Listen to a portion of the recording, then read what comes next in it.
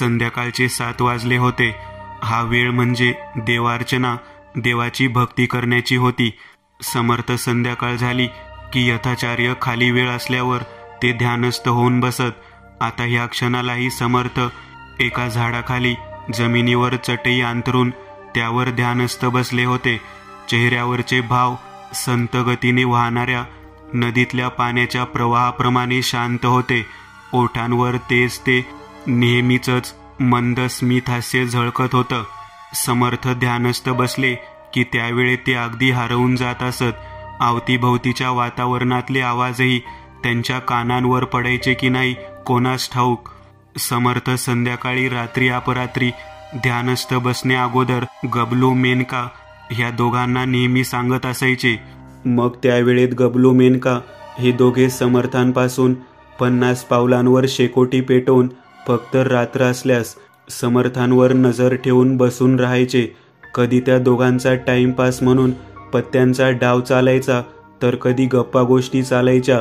परंतु आठवडाभर अगोदरच गबलूने स्मार्टफोन घेतला होता. तेव्हापासून तो दिवसभर त्या फोनवरच काही ना काहीतरी पाहत असायचा.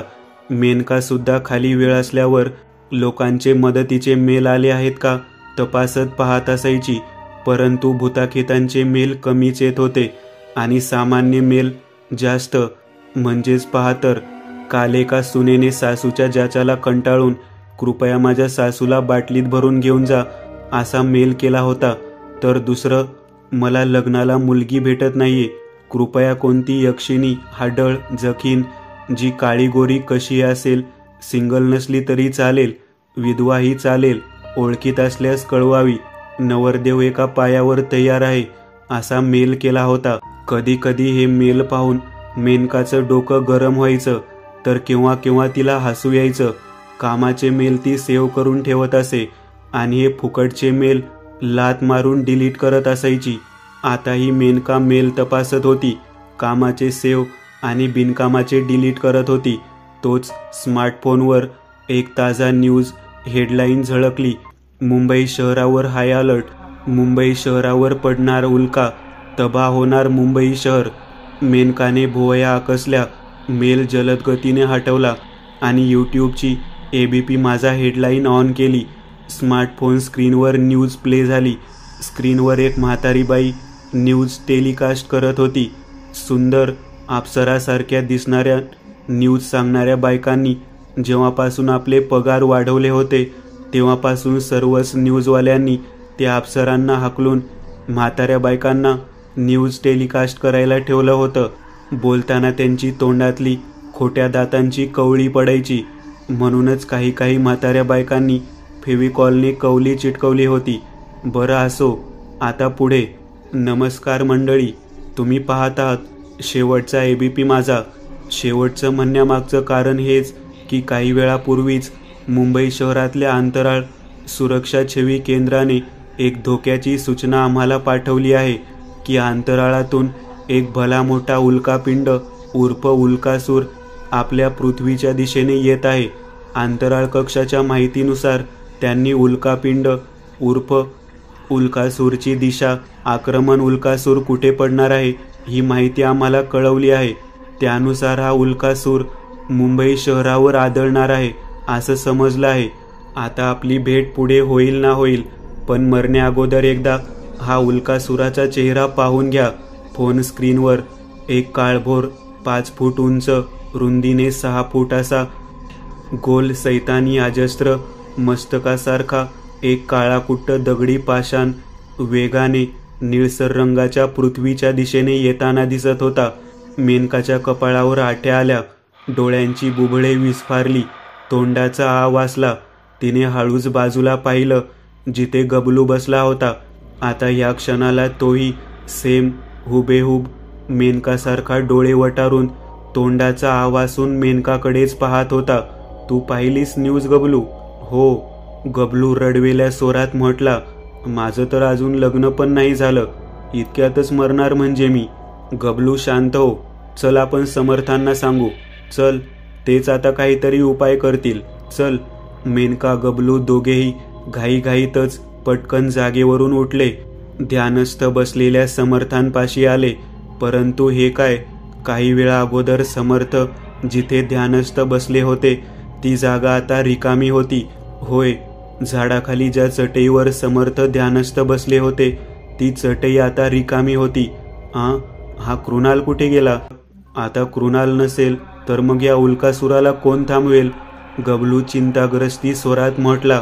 परंतु इकडे मेनका एका गालात हसत होती. गबलू, मेनका बोलू लागली, मला माहितीये समर्थ कुठे गेले. कुठे गेला? गबलूने मान वर करत विचारलं.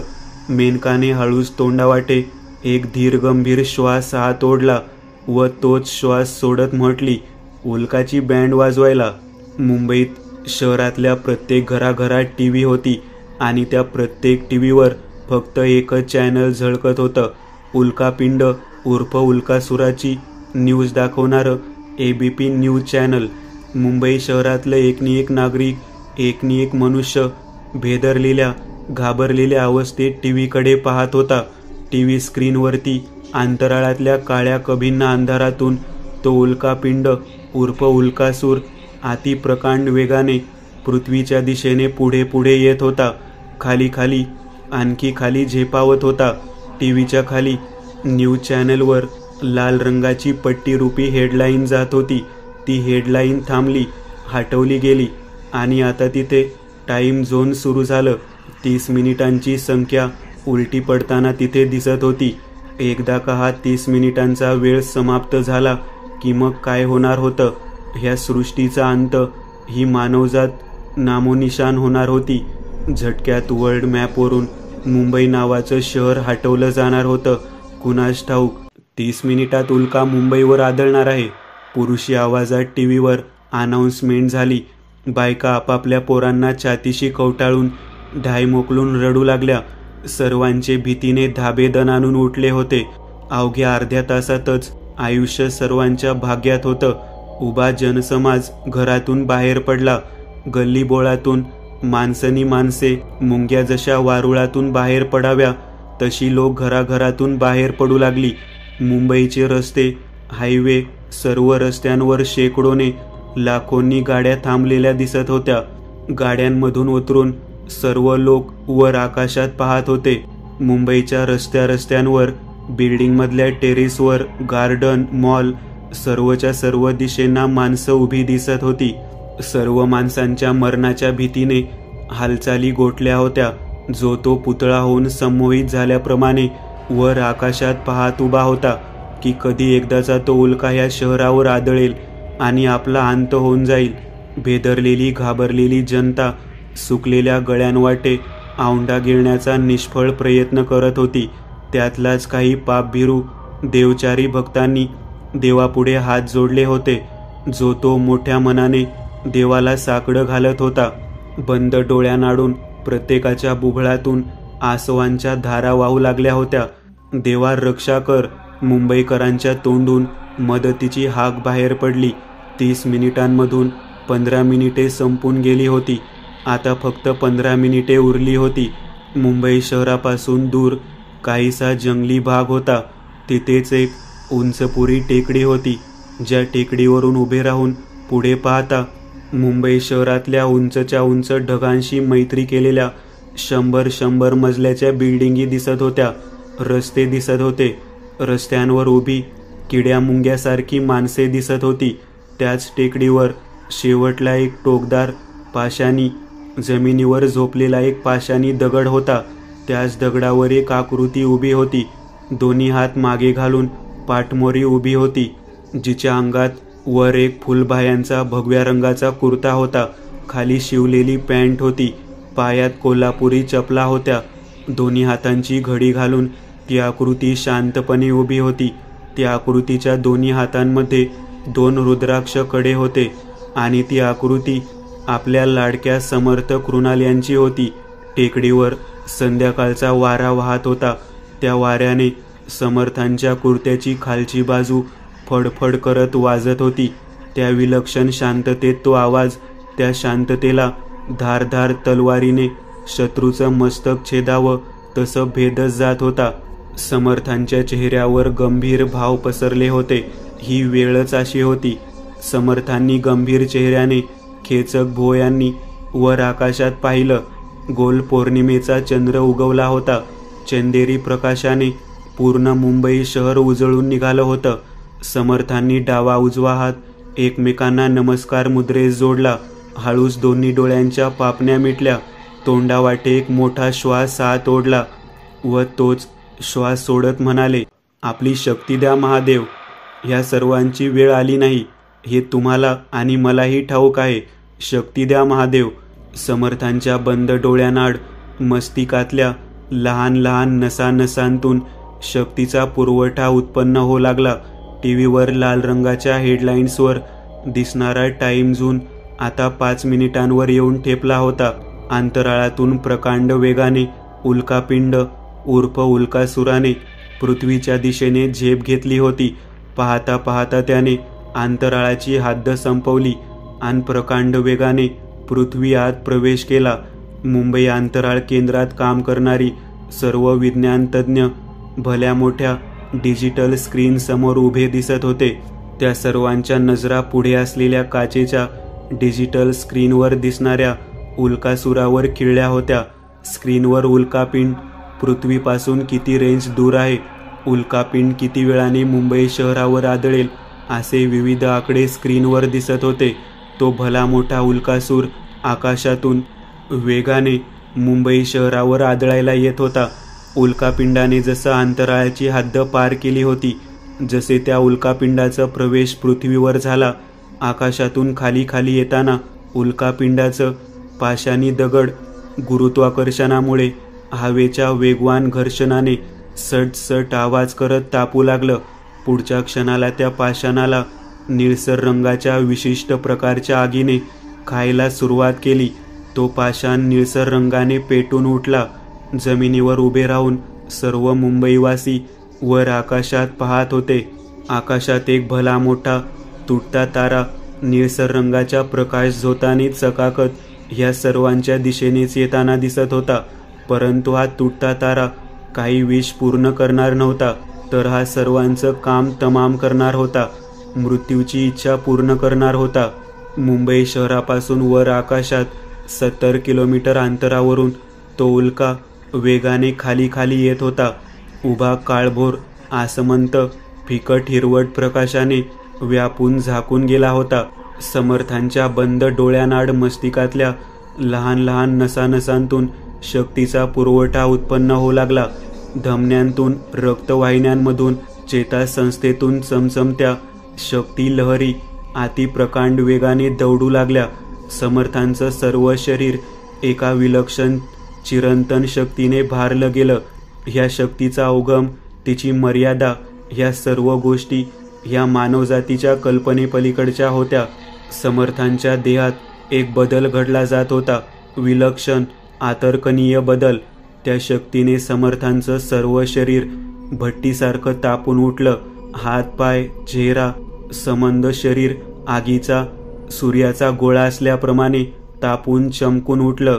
समर्थांचा चेहरा तणावग्रस्त, काहीतरी जड वजन उचलल्यावर जसं त्या वजनाने चेहऱ्यावरचे भाव बदलतात, तसाच काहीसा चेहरा समर्थांचा झाला होता.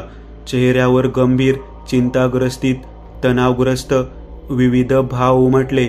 बंद ओठांतून समर्थ आपले दात चकचक करत फिरवत होते. नाकपुड्यांतून श्वासांची गती रेल्वे इंजिनच्या नळीतून निघणाऱ्या धुरासारखी बाहेर पडत होती. नाकातून निघणारे श्वास गरम सफेद वाफेप्रमाणे बाहेर निघत होते. सुई सुई आवाज करत प्रकांड हिरवट जहरील्या आगीने पेटून उठलेला उल्कासूर वेगाने हळूहळू खाली येत होता. 55 किलोमीटर अंतरावर आला होता. झपकन समर्थांनी दोन्ही डोळे उघडले. त्या क्षणाला काहीतरी अकल्पनीय, मतिबधीर करणारं दृश्य घडलं. समर्थांचे पांढरट बुबळ, त्या बुबळांच्यातल्या काळ्या बाहुल्या, त्या बाहुल्यांचा रंग बदलत होता. डोळ्यांची काळी बाहुली विस्तवाला फुंकर मारावी तशी निखाऱ्यांसहित उजळत होती. डोळ्यांतल्या बाहुलीतून तपकिरी रंगाचा विस्तवासारखा प्रकाश हळूहळू वाढत होता. डोळ्यांतल्या पांढऱ्या बुबळाचं रंगही त्या बाहुल्यांसारखा तेज प्रखर विस्तवी झाला. प्रकाश वाढत होता. उर्मीने रसरसत शक्तीने लवलवत होता. समर्थांचे नमस्कार मुद्रेस जोडलेले हात सुटले, खाली आले. जसे हात खाली आले, नेत्रांत एकवटलेली ऊर्जा भुकेला श्वापत जसं शिकारावर तुटून पडावं तशी ती दैवी शक्तिरेषा नेत्रातून सुई असा आवाज करत एका रेषेत वेगाने बाहेर पडली. समर्थांच्या नेत्रातून जणू गरम लावा बरसत होता. सुई सुई आवाज करत हवेला छाटत समर्थांच्या नेत्रातून लाल चटकधारी लेझरसारखी रेषा आसमंतातून आपल्या पुढून येणाऱ्या उल्कासुराच्या दिशेने निघाली. त्या शक्तीचा जोर इतका बलवान होता की समर्थांनी दोन्ही हाताच्या मुठी गच्च आवळल्या.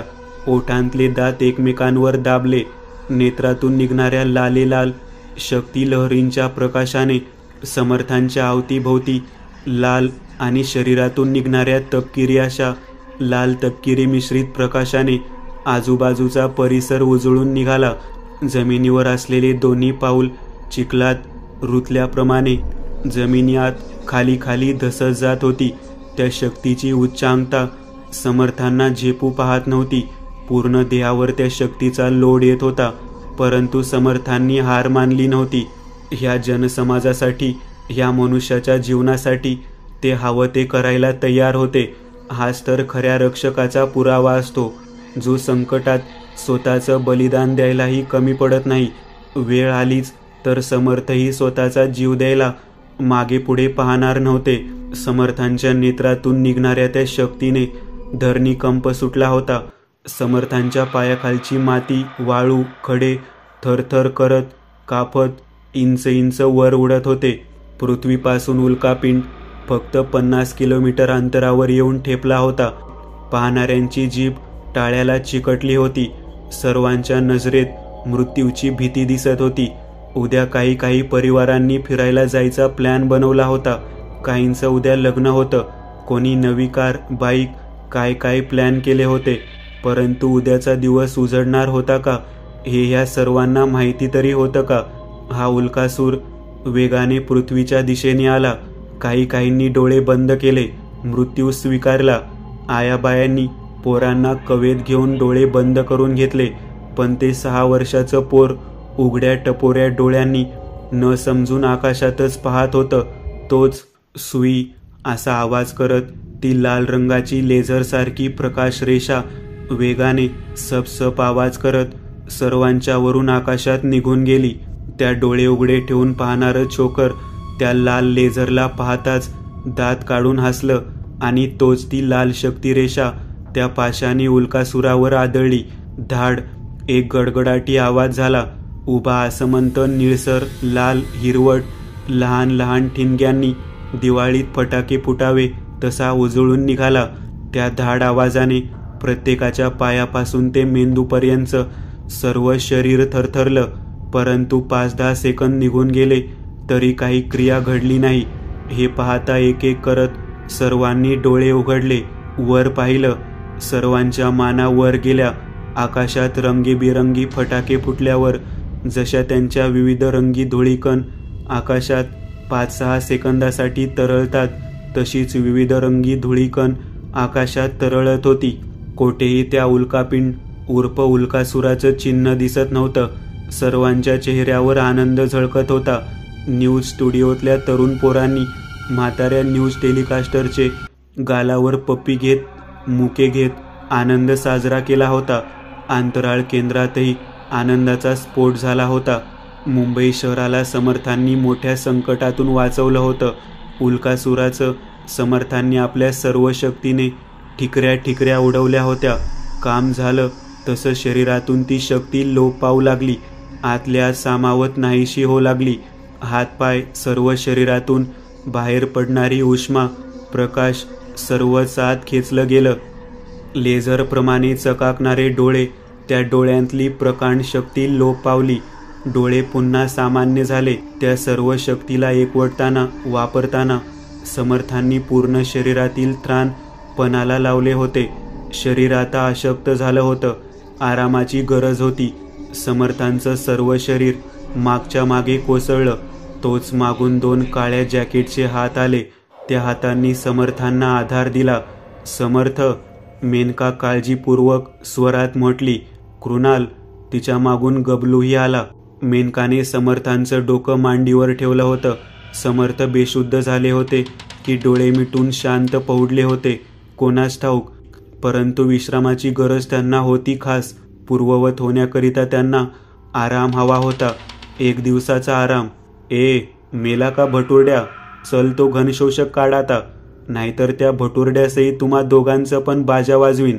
मेनका गबलू दोघांच्या कानावर खसखसता भसाड्या स्वरातला आवाज पडला. नक्कीच कोणीतरी शत्रू आलं होतं, नक्कीच. मेनकाने समोर आपल्या सर्वांकडे पाहिलं. तिच्या डोळ्यात जणू क्रोधाची धगधगती अग्नी उसळत होती. का, कशासाठी समर्थांना भटुरडा, मेला का असे वाईट शब्द उच्चारले म्हणून? होय, तेच. गबलू मेनका दोघांपासून मागे मेनकाची काळ्या रंगाची जीप थांबलेली दिसत होती. त्या जीपच्या बाजूला एक काळ्या रंगाची उंचच्या उंच जेमतेम 6 फुटी एक काळीशार आकृती उभी दिसत होती. ते आकार पाहता ती आकृती मानवी मुळीच वाटत नव्हती. अंधाराप्रमाणे काळीशार, देहाने अगदी काठीसारखी, जणू हाडांना मांस चिकटलेली आणि त्वचेला पांढरा रंग बुरशी लागल्यासारखा चिकटला होता. चंदन लावल्यावर जसं ते 20-25 मिनिटांनी सुकल्यावर चेहरा पिवळा भयंकर भय उत्पन्नक दिसतो, तसा उभट चेहरा होता. खोबण्यातले नागासारखे हिरवे डोळे अंधारात चांदीच्या गोटीसारखे चकाकत होते. डोक्यावरचे 1 फूट जाडजूड काळे केस गवतासारखे उबट होते, अगदी धारधार दिसत होते. ओठ काळेशार होते. उजवा लांब सडक हात त्याने तोंडापाशी आणला. त्या हातात एक मेलेली चिमणी होती. त्या चिमणीचं डोकं त्याने तोंडात ठेवत पिवळसर न धुतलेल्या दातांनी लॉलीपॉपसारखा लचका तोडला. मचाव मचाव करत हावरटल्यासारखा खाऊ लागला. मेनका सर्व पाहत होती, सर्व काही पाहत होती. "कोण आहेस तू?" मेनकाने दरडावल्या स्वरात विचारलं. "मी कोणीही असो, तुला त्याच्याशी काय घेणं देणं? गुपचूप त्या भटुरड्याकडून घनशोषक काढून दे, म्हणजे मी मोकळा आणि तूही." "अच्छा, मग ये, घेऊन जा." मेनकाने एक भुवई उंचावली. तिचं वाक्य ऐकून ते ध्यान पिसाळलं. त्याचा अहंकार दुखावला. ही साधारणशी 2 कोडीची बाई मला घेऊन जा म्हणतीये. भवाने, तुझी ही हिंमत की तू पिशाचराज विक्रालच्या प्रिय भक्ताला आरेतुरे करून बोलाव? हां, थांब आता तुझी राख रांगोळी करतो. तुझ्या शरीरातला एकनी एक रक्ताचा थेंब शोषून पुसून लुचतो." शेवटच्या शब्दासरशी ते ओरडलं, गर्जना केली. मोठमोठ्या ढेंगा टाकत 4 पावलातच मेनकापाशी आलं. त्याचा हात म्हणजे 3 फूट लांब होता. त्याला धारधार खुरासारखी पौलादी नख होती. त्याने त्याच नखांचा उजवा हात सरळ मेनकाच्या थोबाडावर ठेवण्यासाठी पुढे केला. जर ती नखमय मूठ तिच्या चेहऱ्यावर बसली असती तर एका फटक्यात नाकाचं हाड तुटलं असतं, रक्ताचा झिलवा फुटला असता. परंतु मेनका सावध होती, लढवय्या पवित्र्यात होती. बुकी समोर आली तशी ती खाली झुकली. वेळ साधून तिने एक पंच त्या ध्यानाच्या पोटात लगावली. कडकड करत हाड मोडल्याचा आवाज झाला. मेनकाच्या गंभीर चेहऱ्यावर हसू उमटलं. त्याच खुशीत तिने समोर पाहिलं. त्या बुक्कीचा काही एक परिणाम झाला नव्हता. ती हाड तुटली तरी ते ध्यान जबड्यातले दात विचकत हसत मेनकाकडे पाहत होतं. त्याचं ते पिवळ्या दातांचं विचकटत हास्य पाहून मेनकाच्या चेहऱ्यावर 12 वाजले. हसू ओसरलं. 2 पावलं ती भीतीने मागे सरली आणि जशी सरली एक वेगवान अमानवीय पंच मेनकाच्या छाताडावर बसली. वेग इतका वेगवान होता की मेनकाच्या छातीचं हाड तुटलं. तोंडातून लालेलाल रक्ताची गुळणी बाहेर पडली. खोकत खोकत तिने उजवा हात ओठांना लावला व हाताचा पंजा डोळ्यांसमोर आणत पाहिलं. पूर्ण हाताचा पंजा लाल रक्ताने भिजला होता. तोंडातून नाकातून ताज्या रक्ताची धार वाहत होती. "मेनका!" गबलू काळजीमय स्वरात ओरडला. मेनकाच्या डोळ्यांसमोर अंधारी येऊ लागली. ते ध्यान दात विचकत हसत होतं. मेनकाच्या दोन्ही डोळ्यांसमोरचं दृश्य आंदूक आंदूक होऊ लागलं. त्यासहितच समोरचा तो काळा कभिन्न उंचपुरा सैतानी आकार वटारलेल्या हिरवट नागासारख्या डोळ्यांनी. "काय ग भवाने, अंगात पावर नसताना एवढा शहाणपणा कशाला ग?" आता मेली ना कर्माने. त्या ध्यानाने मेनकाची हानवटी हातात धरली, जरा वर केली. मेनकाच्या नाकातोंडातून रक्त बाहेर पडत होतं. केस अस्ताव्यस्तपणे चेहऱ्यावर पसरले होते. चेहऱ्यावर लागलेल्या रक्ताला थोडीफार खालची माती चिकटली होती. गप जाऊन मला तो घनशोषक आणून दिला असता तर आता मस्त चिकन मसाला लॉलीपॉप खात बसली असती. पण ॲटिट्यूड ना. घे मग, मर आता.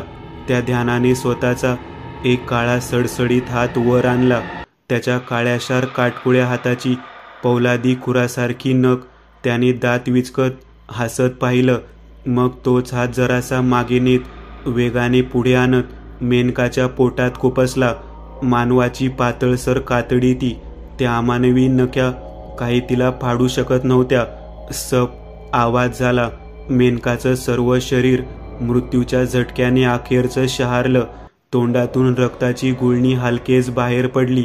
रक्त उतरलेले डोळे, रक्ताने माखलेलं तोंड सताड उघडे पडले होते. निर्जीव डोकं हलकेच खाली झुकलं. मेली, मेली ही. त्या उंचपुऱ्या सैतानी ध्यानाने मेनकाच्या पोटात खुपसलेला हात बाहेर काढला. त्याच रक्ताळलेल्या हाताने हळूच मेनकाचं डोकं एका हाताने वर आणलं. डावी उजवीकडे हलवलं. मेनकाची काहीच हालचाल होत नव्हती. ती मेली होती. होय, ती मेली होती. जसं एका खेळण्यातल्या निर्जीव भावलेला एक लहान मूल गडागडा हलवतं तसं एकदा त्या ध्यानाने मेनकाचं प्रेत हलवलं. ए बुटक्या, कर्जातल्या आवाजात इतकंच म्हणत त्या ध्यानाने तिरकसपणे मागे वळून पाहिलं. 30 पावलांवर समर्थ जमिनीवर बेशुद्ध अवस्थेत झोपले होते आणि त्यांचं डोकं आपल्या मांडीवर घेऊन गबलू ढोप्यांवर बसला होता. अरे मेली रे ही, बुटक्या, मेली ही. त्या वातावरणात त्या ध्यानाचं गडगडाटी हास्य घुमलं.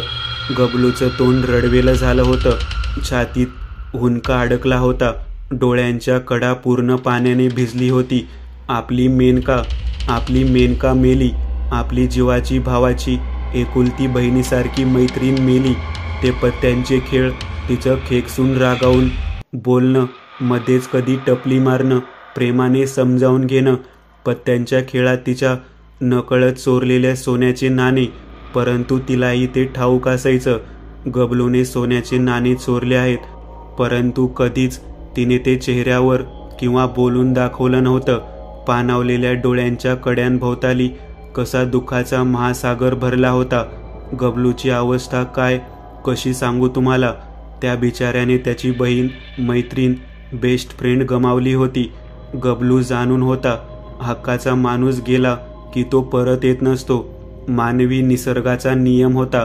पाणावलेल्या डोळ्यांसमोर गबलूला मेनकाचा हसरा चेहरा दिसत होता. तोच अचानक काहीतरी आदळल्याचा धाड असा मोठा आवाज झाला. त्या ध्यानाने मेनकाचं प्रेत बाहुल्यासारखं जीपच्या दिशेने फेकलं होतं. ते प्रेत जाऊन थेट बोनेटवर आदळलं. धाड आवाज झाला. त्या आवाजाने गबलूचं सर्व शरीर शहारून उठलं व त्याच क्षणाला नकळत त्याच्या पाणावलेल्या डोळ्यांतून एक अश्रू बाहेर पडला. मंदगतीने हळूहळू खाली जात समर्थांच्या हातात असलेल्या महादेवांश रुद्राक्ष कड्यावर पडला. त्याच क्षणी काहीतरी विलक्षण घडलं का? होय, काहीतरी घडलं होतं. खास संपूर्ण रुद्राक्ष कडा तपकिरी प्रकाशाने उजळून निघाला. गबलूच्या चेहऱ्यावर 2 सेकंदाकरिता आश्चर्यकारक भाव पसरले. त्याच्या पाणावलेल्या डोळ्यांत तो उजळून निघालेला रुद्राक्ष कडा स्पष्ट दिसत होता. तोच त्या रुद्राक्ष कड्यातून एक चमचमती ठिणगी वेगाने बाहेर पडली. मृत दिशेने गेली. तिच्या देहात घुसली. पिशाच्यराज विक्राळने त्याच्या प्रिय भक्ताला समर्थांच्या पाठावर पाठवलं होतं.